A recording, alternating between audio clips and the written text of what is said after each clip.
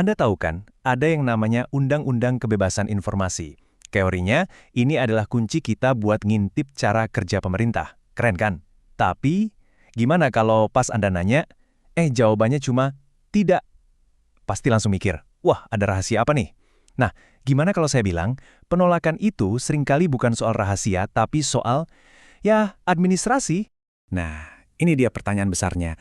Kok bisa sih sebuah lembaga publik yang notabene dibiayai dari pajak kita, secara hukum boleh menolak permintaan informasi kita? Kan aneh ya? Oke, ayo kita bedah aturannya sama-sama.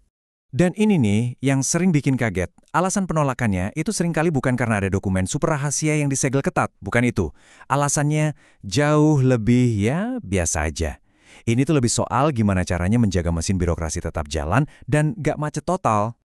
Oke, jadi pembahasan kita kali ini akan dibagi jadi 5 bagian. Kita mulai dari dasar-dasarnya dulu soal keseimbangan transparansi. Terus kita masuk ke alasan penolakan paling umum, biaya yang terlalu mahal, dan permintaan yang dianggap mengganggu.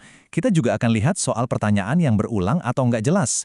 Dan yang paling penting di akhir nanti, gimana caranya biar permintaan kita berhasil.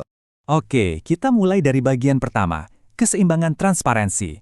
Gini deh. Coba bayangin sebuah timbangan. Di satu sisi, ada hak kita semua untuk tahu apa yang pemerintah kerjakan. Tapi, di sisi lain, kita juga harus ingat kalau sumber daya mereka itu kan terbatas. Nah, aturan-aturan administratif inilah yang berfungsi sebagai penyeimbangnya. Tujuannya bukan untuk sembunyi-sembunyi, tapi supaya semuanya tetap balance. Jadi, apa sih sebenarnya yang dimaksud dengan pengecualian administratif ini? Gampangnya gini. Pemerintah bisa bilang tidak ke permintaan Anda bukan karena informasinya sensitif atau rahasia, tapi karena, ya ampun, untuk menemukannya saja butuh tenaga, waktu, dan biaya yang nggak masuk akal. Dan ini poin kuncinya ya, aturan ini ada bukan untuk jadi celah buat pemerintah ngumpetin sesuatu. Justru sebaliknya, ini semacam pelindung. Coba bayangkan kalau pegawai negeri harus menghabiskan seluruh waktunya cuma buat nyariin data untuk satu permintaan yang super besar. Tugas utamanya, entah itu ngurusin sekolah atau benerin jalan, bisa-bisa malah jadi terbengkalai kan? Oke, kita masuk ke bagian kedua dan ini nih, alasan penolakan yang paling sering muncul. Biaya. Yup, ternyata transparansi itu ada label harganya dan ada aturan hukum yang jelas banget soal ini. Nah, istilah resminya dalam undang-undang itu adalah batas yang sesuai atau appropriate limit. Anggap aja ini kayak batas budget. Kalau perkiraan biaya untuk menjawab permintaan Anda sudah melebihi batas budget yang ditentukan hukum, ya mereka berhak bilang, maaf, ini udah kelewat batas. Terus, berapa sih angkanya? Nah, untuk sebagian besar badan publik, kayak Dewan Kota, sekolah, atau kepolisian, batasnya itu 450 pound sterling. Kalau untuk departemen di pemerintah pusat, batasnya sedikit lebih tinggi, yaitu 600 pound sterling. Tapi 450 pound sterling itu maksudnya gimana sih dalam kerjaan sehari-hari? Gini, angka itu dikonversi jadi waktu kerja staf, yaitu setara dengan 18 jam. Jadi kalau permintaan Anda diperkirakan butuh waktu lebih dari 18 jam untuk diproses, itu hampir 2,5 hari kerja loh, mereka bisa menolaknya. Nah, yang penting juga untuk kita tahu, apa aja sih yang dihitung dalam 18 jam itu?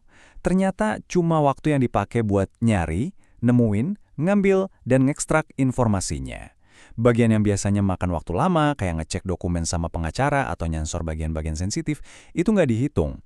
Jadi ini murni soal seberapa susah nyari datanya. Oke, sekarang kita pindah ke bagian ketiga. Ini area yang agak abu-abu nih, permintaan yang dianggap mengganggu atau istilah hukumnya vexatious. Kalau yang ini bukan lagi soal biaya, tapi lebih ke niat dan dampak dari permintaan itu sendiri. Anggap aja ini semacam aturan buat mencegah sistemnya disalahgunakan. Terus gimana caranya sebuah permintaan bisa dicap mengganggu? Ini bukan asal tuduh loh, ada 4 faktor utama yang jadi pertimbangan. Pertama, soal beban kerjanya. Apa ini benar-benar bikin repot banget? Kedua, apa motifnya? Apakah tujuannya murni buat cari informasi, atau jangan-jangan cuma buat iseng, ngeganggu, atau melecehkan? Ketiga, dampaknya ke para staf. Dan yang terakhir, nilainya. Ada nggak sih tujuan yang serius atau penting di balik permintaan ini?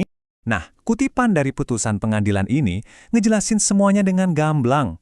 Intinya, pasal 14 ini ada untuk melindungi sumber daya publik, biar nggak habis sia-sia cuma gara-gara ada yang pakai hak kebebasan informasi secara berlebihan. Transparansi itu penting banget, tapi ya jangan sampai malah bikin lumpuh layanan publiknya kan? Dan ini tolong dicatat baik-baik ya, ini poin krusial. Pemerintah itu nggak bisa ngecap seseorang sebagai pemohon yang menyebalkan dan masukin ke daftar hitam. Nggak bisa. Penilaian mengganggu ini cuma berlaku untuk satu permintaan spesifik, bukan orangnya. Jadi bisa aja permintaan Anda hari ini ditolak karena dianggap mengganggu, tapi besok Anda kirim permintaan lain yang lebih baik, yaitu bisa diproses. Lanjut ke bagian 4. Nah, selain soal biaya dan niat, ada 2 alasan penolakan lain yang sebetulnya ya pakai logika aja udah ketahuan sih. Permintaan yang diulang-ulang sama permintaan yang nggak jelas atau terlalu samar. Coba deh kita lihat bedanya. Kalau Anda minta, saya mau semua email tentang daur ulang. Wah, itu sih nyari jarum di tumpukan jerami. Tapi, bandingkan kalau mintanya gini. Saya mau email yang dikirim oleh Kepala Manajemen Limbah soal kebijakan tong sampah hijau spesifik antara bulan Juni sampai Juli 2023. Nah, yang kayak gini kan jelas, fokus, dan bisa dikerjakan. Terus gimana soal permintaan berulang? Aturannya simple dan logis banget kok. Intinya, Anda nggak bisa nanyain hal yang sama persis minggu ini, minggu depannya lagi, dan berharap jawabannya beda kalau emang nggak ada perkembangan baru. Ya, anggap aja ini aturan tolong jangan di-spam ya. Oke, kita udah bahas nih semua alasan kenapa permintaan bisa ditolak. Sekarang, bagian yang paling ditunggu-tunggu, bagian kelima. Gimana caranya biar permintaan kita goal? Ini dia tips dan triknya biar jadi pemohon yang efektif. Nah, ini dia nih kartu truf yang mungkin banyak dari kita nggak tahu. Menurut pasal 16, pemerintah itu nggak bisa cuma bilang, tidak, terus cuci tangan. Mereka sebenarnya punya kewajiban untuk membantu. Betul, Anda nggak salah dengar. Mereka itu wajib bantu kita buat benerin permintaan kita. Terus wajib membantu itu bentuknya gimana? Pertama, mereka harus jelasin kenapa permintaan Anda ditolak. Misalnya, maaf, permintaan ini terlalu luas, atau ini biayanya bakal lebih dari 450 pound sterling. Kedua, mereka harus kasih saran yang masuk akal. Contohnya, gimana kalau fokus ke 3 bulan terakhir aja? Intinya, tujuan mereka itu seharusnya membantu kita biar berhasil dapat informasinya. Jadi ini semacam kerjasama, bukan adu kuat. Jadi apa kesimpulannya? Dengan kita paham aturan mainnya, kita bisa bikin permintaan yang jauh lebih cerdas dan efektif. Ini bukan cuma soal teori loh, ini adalah alat praktis. Semakin bagus permintaan yang kita buat, kita nggak cuma bantu diri sendiri, tapi kita juga ikut memperkuat sistem transparansi ini secara keseluruhan. Dan sebagai penutup, saya mau lempar satu pertanyaan buat Anda renungkan. Aturan-aturan yang tadi kita bahas, apakah ini benar-benar perisai yang dibutuhkan untuk melindungi layanan publik? Atau jangan-jangan ini cuma jadi alasan gampang buat menghindar dari transparansi? Nah, menemukan titik tengah yang pas di antara dua hal itu, mungkin itulah tantangan terbesar.